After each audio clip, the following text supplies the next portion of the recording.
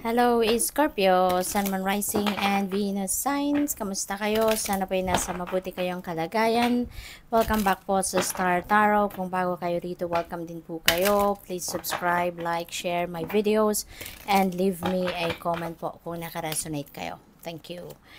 Paunang mensahe po ninyo, we have, acquiring knowledge and security, manipulation, ayan. So, siguro, no, ang iba sa inyo, feeling ko rito, mayroong insecurity na maaring nararanasan ang iba sa inyo dito because maybe siguro pakiramdam ninyo kulang yung kaalaman ninyo, pakiramdam ninyo you are inefficient, or siguro pakiramdam ninyo medyo alam mo yan, nagkukulang siguro kayo sa knowledge, pwedeng academic knowledge or knowledge regarding a specific area of life, yung ganon, ano. Kaya pwedeng nai-insecure ang iba sa inyo.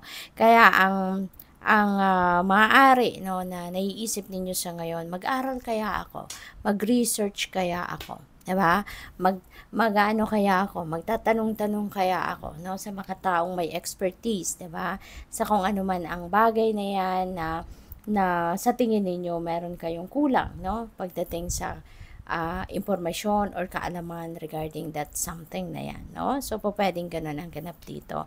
At, pwede rin na ang iba sa inyo is siguro you are a victim of manipulation ng kung sino man dahil maaaring sa sa siguro alam mo yun, yung sometimes, 'di ba, may mga tao na talagang dinidegrade tayo, may mga taong ang pagtingin sa atin, alam mo yun, yung parang lesser than or let's say for example, yung parang parang mas mababa ang tingin nila sa atin. Kasi tingin nila mas superior sila sa atin. May mga ganun tao 'di ba?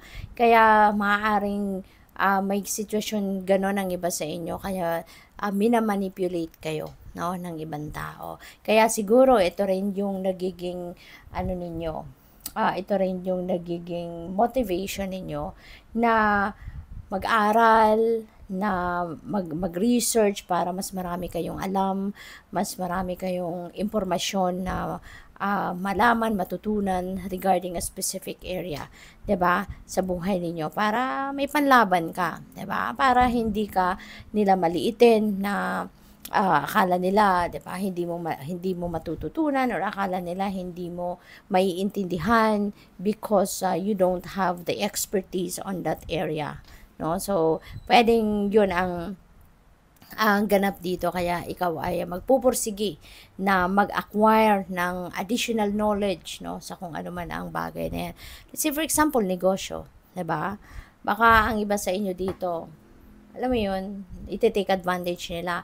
Let's say for example, mas kasi, no, kung ang kunyari pinag-aralan mo nasa ibang field, no, of expertise, tapos pumasok ka sa negosyo, 'di ba? At yung negosyo na 'yan, may maaaring hindi 'yun ang linya mo. Kaya syempre, maaaring kulang ang kaalaman mo sa mga bagay na 'yon, pagpapatakbo ng negosyo, sa kung anumang area, 'di ba? So, pwede ka na lang na, alam mo 'yon, magiging sunod-sunuran ka na lang sa gusto ng ibang tao, no? Katulad na lang kung may mga kasosyo ka, 'di ba? Yung ganun ba? So, kaya maigi yan, no, na mag-aral ka or aralin mo, di ba, ang pagpapatakbo ng negosyo na yan. So, we also have freedom. Ayan. So, some of you, maaari yung manipulation na to could be tinuturing kang parang puppet, no, ng isang tao sa sobrang bait mo siguro, sa sobrang maintindihin mo, kaya sige lang, 'di ba? Okay lang sa na kumbaga inaano ka, tawag dito, yung minamanipulate ka or yung sumusunod ka lang, no? Sumusunod ka lang sa dinidikta nila, o pwedeng ganon. For whatever reason, ano, siguro talagang nagbabaw ka lang ng nagbabaw sa kanya or sa a specific person dito, no? May ganun eh, 'di ba? Hinahayaan dahil sa kabaitan natin, dahil sa pag-iintindi natin, or naaawa tayo sa kanila, 'di ba? Bawalan tayo ng bawa. Sige lang, no? Mas nakakaintindi ako sa iyo, mas matured ako sa iyo, mas emotionally matured ako kaya naiintindihan ko 'yung sitwasyon mo. Sige lang. 'Di ba? May mga ganun eh. Pwedeng ganun ang sitwasyon ninyo. Pilit na lang ninyong iniintindi yung ibang tao. Kaya pumapayag na lang kayo na sige, you run my life. No? So, but ngayon, tapos na yan. No? You're going to reclaim your freedom. You're going to reclaim your independence. Hindi mo na to hahayaan na ganong sitwasyon na magpatuloy pa. No? You're going to be free at magagawa mo na or iisipin mo na dito kung ano ang gusto mo, no? You are going to reclaim your willpower. Ika nga, gagawin mo dito kung ano yung gusto mo, no? So, what else?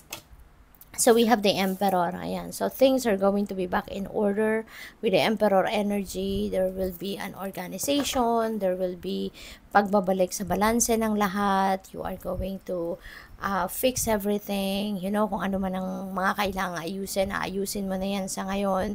Yung ganun ba, you're going to be more focused, no, on whatever area of life that is na pwedeng napabayaan mo in the past, or meron kayong mga bagay na na-neglect, meron kayong mga bagay na na-overlook, you know, at ngayon yun na ang aasikasuhin ninyo. So, what else? We have 5 of Swords. Ayan. So, pwede na meron kayong conflict dito with someone. Pwedeng someone na pwedeng tatay ninyo. Baka meron kayong hindi pagkakaintindihan. Baka kayo meron pinagdiskusyonan ng iyong tatay, no? Pwedeng ganon. Kaya, yun, meron siguro kayong communication gap sa ngayon. Pwedeng may tampuhan, yung ganon. Pwede rin na internal conflict. Ito, Scorpio, no? Baka meron kayong sitwasyon sa ngayon na parang ikinalilito ninyo. Meron kayong sitwasyon dito na mas yung parang sa dami ng impormasyon na hawak ninyo, maaaring yan ay naaano kayo na tawag dito, yung masyado kayong nako-confuse because of too much information. So, pwedeng ganon. Pwedeng ganon ang nagaganap sa inyo sa ngayon. Kaya, pwede rin yung gusto ng isip mo, hindi nag-agree yung dibdib mo, yung puso mo, no? So, what else? We have 2 of Wands. Ayan. So, sa 2 of Wands, this is decision making. No? There are things na you need to decide on sa ngayon. Pwedeng opportunities yan, pwedeng related sa travel yan, or pwedeng baka may mga offers, no? Pwedeng may mga opportunities ng pagkakakitaan, negosyo, trabaho, you know, na kailangan mong pag-isipan at pagdesisyonan sa ngayon. What else? We have Death energy. Ayan, napakaganda kasi merong magbabago sa buhay ninyo. Nasa tabi pa niya si Freedom, so definitely, you know, feeling ko dito, eto na yung simula ng pagbabago ng buhay mo. You are going to change the course of your life. Kaya, eto na, no, tatapusin mo na yung pagiging puppet ng kung sino man, tatapusin mo na yung pagiging sunod-sunuran sa kung kanino man, at gagawin mo na ngayon yung, kung magatatayo ka na sa sarili mong paa sa ngayon, or you're going to break free from a manipulative person, no? So, pwedeng ganun ang ganap. Or it could be anything, no? It could be anything na pagbabago, depende sa inyong sitwasyon. But definitely, there are some changes that you are going to do sa buhay mo sa ngayon. This is the end of an era, something that doesn't serve your best interest anymore. You're going to break away from that. So, we have Page of Wands. May mga opportunities, may mga magagandang tawag dito, merong mga magagandang oportunidad na maaaring dadating sa inyo rito na gigising ng inyong passion, gigising ng inyong artistic prowess, yung mga ganun ba.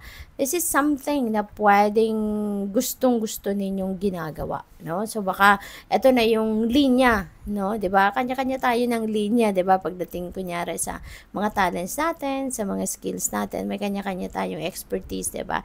So pwedeng this time kung ano naman yung expertise mo, kung ano naman yung gusto mo, maaaring ito na yon, 'di ba? Meron ng oportunidad na kakatok sa'yo, na gustong-gusto mo. So, we have 6 of Cups. There could be travel talaga for some of you. Maaring kayo ay may pupuntahan, may bibisitahin, pwedeng ganon. Maaaring kayo ay bibisita sa inyong mga anak, no? Baka kayo ay nasa malayong lugar, baka kayo ay nasa abroad. At ngayon, no, may pagkakataon na kayo ay makabisita sa inyong pamilya, sa inyong mga anak, sa inyong mahal sa buhay, no? So, this could involve talaga travel or pwede rin dito na baka merong mag-o-offer sa iyo muli, no, ng pakikipagbalikan, no? Pwedeng meron kayong ex, no?